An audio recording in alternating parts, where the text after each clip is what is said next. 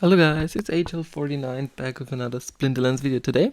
We are going to take a look at the best common cards to own and to play to really get through the leagues. As you can see, I'm currently at Champion. I'm finally again at it after 2 or 3 days in the season. I'm not quite sure, I think that's the third day then tomorrow. If we take a look at the leaderboard, we are 197 in Champion, and in Diamond would have been top 10 probably, even top 5. But hey, so now I'm gonna tell you the best cards to use, but first up, we are close to our goal. We are at 44 followers, we only need 6 more. Come on, you can do this, you can just hop on over here. I'm really trusting you there, just give me a follow. It would really mean a lot to me to finally be able to reach the 50 follower mark. It's probably one of the hardest marks to reach, but I have a cool community and hope you're so kind to me and would follow me there. Then I am pleasing to give back something to you. That would be a giveaway that would then happen live on stream, and I would everybody then to hop in there. And yeah, and for those who can't make it, I will find another way that they can participate. Also, our Discord server is an interesting place to hang out. We are discussing various topics, even discussing about Terracore and Golem Overlord if you wanna come by and say hello. And now let's hop in the best neutral cards that we can have. So, in a little bit of backlash history, because it's a fun fact that I know, we haven't gotten any neutral cards. We haven't gotten any neutral cards in Alpha. That's cool. Just think about it. Now those cards are just a staple of the game, and you think about Alphas, there are none of those. So, what did we have back then? No Alphas. We only had Dragon cards that could additionally be played. So that's interesting to see. But now let's start with the best common cards, and we will also take a look at Untamed and Chaos Legion as usual. Maybe we'll even go about the beta cards, because now I will make all beta cards in one video, like fire, water, and maybe split them up in 3 segments. It would be easier for you to only have something for the wild players. So now let's take a look at beta. At Untamed. So, Untamed cards. Some of those Untamed cards are pretty powerful and some of those are useless. First one would be the Elven Defender. This card is a pretty good tank actually. It has 15 hit points, 8 mana, shield, but it's a little, for me, my point of view is a little bit outdated. We can also compare the modern neutral cards, all of those together, just to make it a little bit more interesting. Now we have an Untamed one. That would be the Elven Mystic, which costs you, no, not the Elven Mystic, sorry for the Elven Defender, which costs you about 45 bucks, but I think there are better cards to own out there, and this is not as mandatory as it may seem to you. Another one that's really good actually is the Horny Toad. This card gets really good because of the poison ability. It has a decent amount of damage, it has a decent amount of speed, and it gets the poison ability with reach.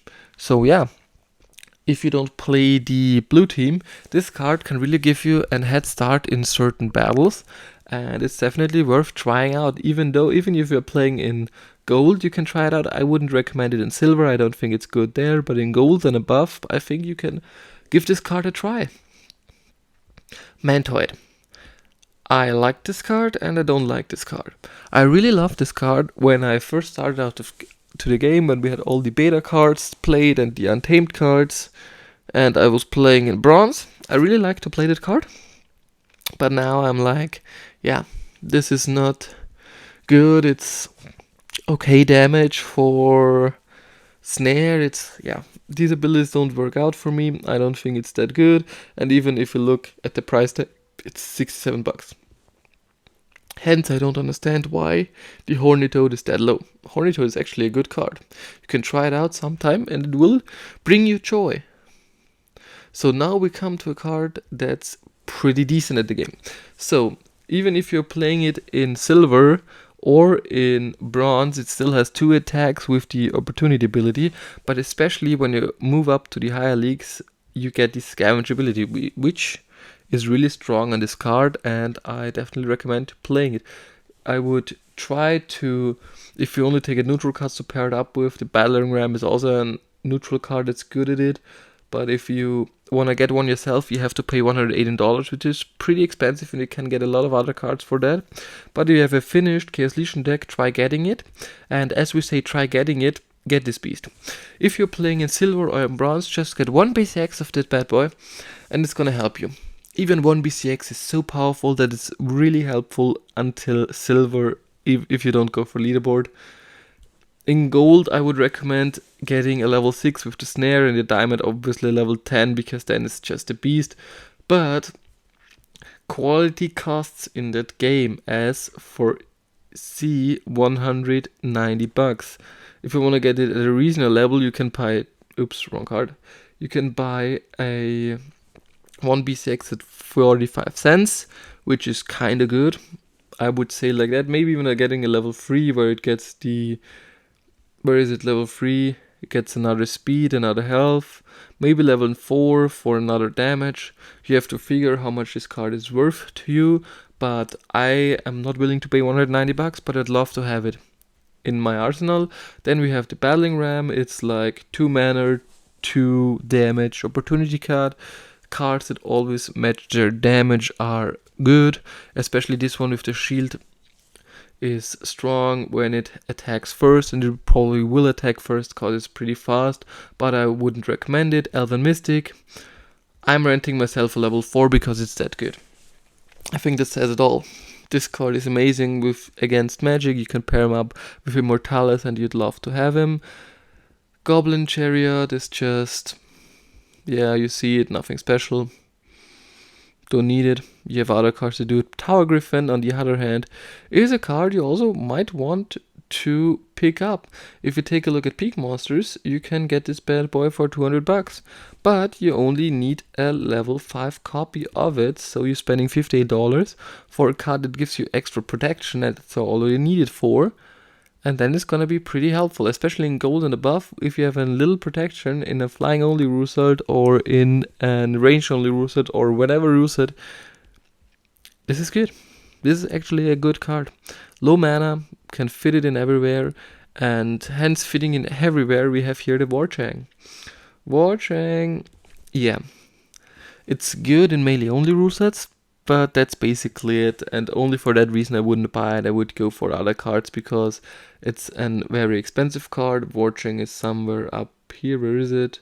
You can't even buy a max copy. They're not enough on the market right now, but we can still look at it really quickly.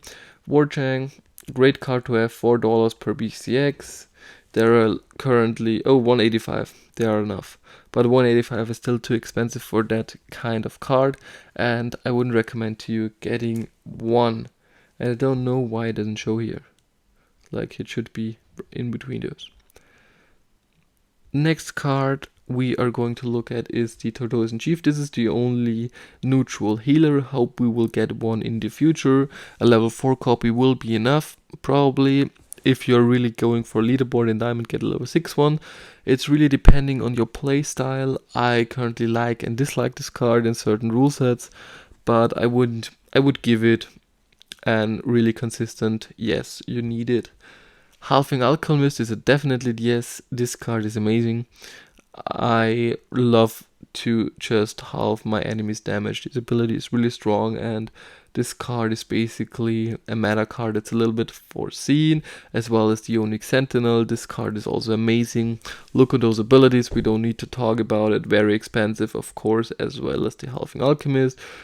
Grenadier is the next card that's amazing. Basically the epics, except the Warchang. Even though the Warchang is good, it are not as good as the Grenadier, the Ign Sentinel, or the Halving Alchemist. Those cards are amazing, and you probably want to own one of those yourself, as well as the Tortoisan Chief.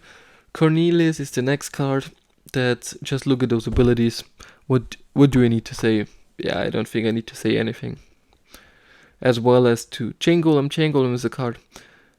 It's good, yes, but I don't think the Chain Golem is worth, where do we have it?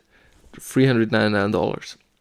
So it's good for a reasonable price. I would get it. It's even more expensive than the Cornelius. So yes, you may want to get it. Maybe even consider buying one BCX of Halfling Alchemist, which is very expensive, which I wouldn't recommend. You can buy other cards for it, as we are at it, as well as Grenadier is not even here. Onyx Sentinel is pretty cheap though. But yeah, too expensive in my mind. It's a good card. Maybe try renting it once. It's too expensive. And then we come to Hell Slash, most favorite card. And if you know it's one of the pro players' most favorite card, this has to be good. And it is. It's amazing in every aspect of the game. This card can win you battles. So let's quickly go over Chaos Legion. I think everybody should get a Gargoyle Lion. Everybody should get a Supply Runner level 5. Scour Hireling is okay, it's not that needed. Disintegrate is also good, especially in the higher level, it gets really strong. I love that it has Retaliate, but it's really helpful mainly because of the Demoralize in the Avid level 1. Chaos Agent is a 10 out of 10, I recommend at max level. Look at those abilities. And you know what I mean then. 1 mana, 4 health, dodge, phase, and return, backfire. Yeah, Runecrafter is good, only in certain rule sets, currently costs $38, kinda okay.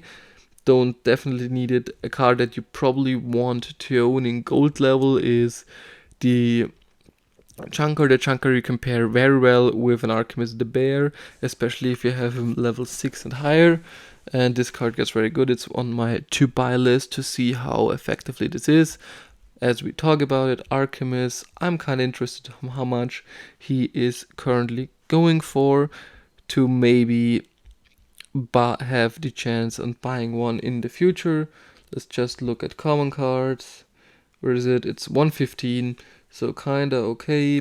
I will probably get one at max level when it hits below $100, so 90 or something. I would be completely fine with that. But if you don't know the stats, those are just amazing. In silver, having the halving and the protect in bronze, also with the protect. And even in gold, we get the force field ability, and then in rage, oh my god, this is so beautiful. This card is so amazing. Gobson Bomber, everybody gets it. I start using it when it hits a level 6, then I will tell you more about it. Dumek All, I thought this card is amazing, haven't used it a lot. Probably waiting for the Forn's ability to kick in. So until level 9 I probably won't use this card in any battles. Gargoyle, Devil, get it. Zenith Archer, as you see. 2 mana, 2 damage is amazing. I only have a level 6 copy. Currently I haven't felt the urge to get a level 8 copy. So probably you will be fine that. Zenith Monk, also a great card to have, as well as the Renari Spellsmith. Renari Spellsmith is very good with the Amplify and the Redemption. And the Monk obviously has get a level 2 in bronze for the heal, a level 4 in silver for the void. I think at level 4 it gets void, or level 5. Even level 6, level 6 gets void, and it also gets significantly better. So breaking points are 2, 5, 6, and 8. Basically, a really good tank. Really good low mana tank. Scavo Technomancer, especially in silver, this card is really strong, but then it lags a little bit. But in silver, this card is amazing with the rust ability. You definitely want to use it in certain rule sets. When our marks red, everybody knows it, everybody loves it. Uraeus, same thing, amazing card, very cheap, get it. The Magi is, definitely in silver, level 3 is enough. You probably don't even need the press, but at level 6 it gets the 1 more damage, which is pretty significant, especially in the higher leagues that you want to get. Gem Meteor, as you see, I don't really use this card. I will probably get my copy to level 5, level 6 in the future, but not currently, because I am still thinking this card is gonna get good. Clockwork 8 is okay. Dr. Blight is amazing. You don't need this card before gold, but in gold and in diamond, try renting this card and you will see a higher success than you normally would. Ign Hl04 is the same piece. This is also amazing in every rule set of the game. Try pairing him up with a Resurrect and you're gonna see some wonders. And I'm so glad I got finally maxed it out, because I'm really using this card often. Spirit Hoarder, I'm not willing to pay an extra $30 for 1 more magic damage. So it currently stays level 3, but I'd love to have it level 4. Overall, this card is amazing, and in every level with the triage, helpful. Another Kiju, cheap legendary. Yeah. I think everybody knows about this card. I'm currently trying to get the level 2 copy that I can play in Champion. A level 2. Not even level 3 or 4. Level 2 is enough for me. This is how good that card is. Yep. Rooney, amazing. And then a card that everybody should try getting would be a Lux for $900. This card is just amazing. And I'd love to own one myself. I'm always renting it. But yeah, I don't own it. And then Drybone Raider. That's the better version of the Tusk right now. If you don't remember it was the elephant that double hits. And this is way better. And maybe you get lucky and can get a max level. Or even level 1 as I did. So these were all the neutral cards. Now I'm gonna show you my owned neutral cards and on what levels I have them. So it probably, yeah, that's basically it. The only card that I really regret buying is the Runecrafter, because this is not any good. The rest of them are still amazing, and I'm waiting for my chunker. And I hope you guys enjoyed. If you do, feel free to like and subscribe. Don't forget to hop by on Twitch, hop by on the Discord. We can write there a little bit, and I wish you an amazing rest of the day. Bye.